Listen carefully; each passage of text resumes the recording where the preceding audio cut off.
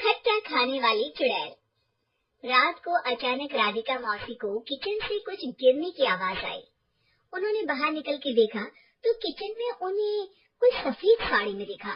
वो चीख पड़ी, हे भगवान, आलतू जलाल तू आई बला को टाल तू, आलतू जलाल तू आई बला को टाल तू।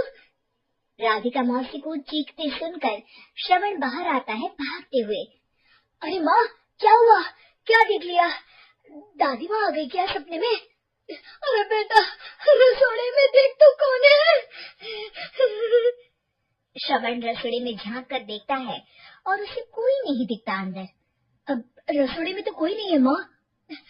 कोई सफेद साड़ी में नहीं है क्या? नहीं माँ, कोई भी नहीं है। चिल्लम चिल्ली की आवाज सुनकर काजल भी वहाँ आ जाती है। अब क्या हो गया माँ जी? अरे बेटा, रसोड़े में एक चुड़ैल थी सफेद साड़ी में। अरे क्या कर रही थी वो अंदर? अरे बताया नहीं, कल आएगी ना तो पूछ लूंगी। चुड़ैल जी, आपका क्या प्लान है? माँ जी, रात बहुत हो गई है, आपने कोई बुरा सपना देखा होगा, चलिए सो जाइए। राधिका मौसी सोने तो चली जाती है पर उनको रात भर नींद ही नहीं आती। वो कुछ भी उलझुल बातें सोचने लगती है।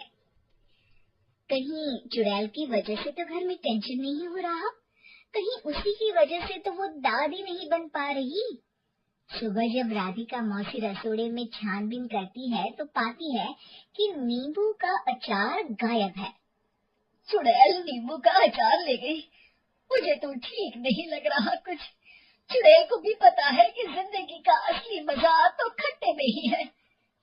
राधिका मौसी झट से श्रवण को फोन कर देती है। बेटा, मुझे समस्या समझ में आ गई है, हमें एक तांत्रिक की जरूरत है। अरे क्या बोल रही हो माँ, तांत्रिक की क्या जरूरत है? आप पूजा पाठ तो कर ही रही हो ना।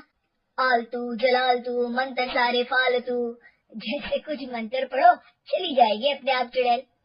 अरे नहीं बेटा, कभी चुड़ैल को कम नहीं समझते। अरे तुझे पता भी नहीं चलेगा कि कभी वो छल करके काजल की जगह घर की बहू खुद बन जाएगी। क्या माँ, कुछ भी बोल रही हो? कहाँ काजल और कहाँ चुड़ैल? वैसे एक बात बताओ, काजल को अगर गाने के लिए बोल देना तो चुड़ैल काजल की आवाज सुनकर घर तो क्या, धरती लोग छोड़कर चली जाएगी। तुम ना पढ़े लिखे बच्चे हर चीज को मजाक समझते हो। तुम रहने दो, मैं खुद ही तांत्रिक को बुला लेती हूँ। अच्छा सुन, शाम को इमली लेके आना। क्या है कि चटनी खाए बहुत दिन हो गए है ना? नहीं माँ, इमली तांत्रिक से ही मंगवा लो ना, आटा वगैरह भी उसी से पिसवा लेना। देखो मुझे काम करना है। श्रवण रात को कई तरह की सब्जियों के साथ माँ के कहने पे चटनी के लिए इमली भी ले आया था, लेकिन राधिका मौसी के दिमाग में अलग ही फिल्म चल रही थी। उन्हें अब सिर्फ शक ही नहीं यकीन होने लगा था कि शायद चुड़ैल ने श्रवण पर अपना जाल बिछा दिया था, जिस वजह से श्रवण उनकी बात ही नहीं मान रहा था। पर कोई नहीं, आने वाली रात में राधिका मौसी खुद तैयार हो गई चुड़ैल को पकड़ने के लिए। रुद्राक्ष की माला, तुलसी का पत्ता, हनुमान चालीसा सब हाथ के पास ही था, बस चुड़ैल का इंतजार था। और जैसा राधिका मौसी ने सोचा था वैसा ही हुआ। वो चुड़ैल उस रात भी आई, पर वो राधिका मौसी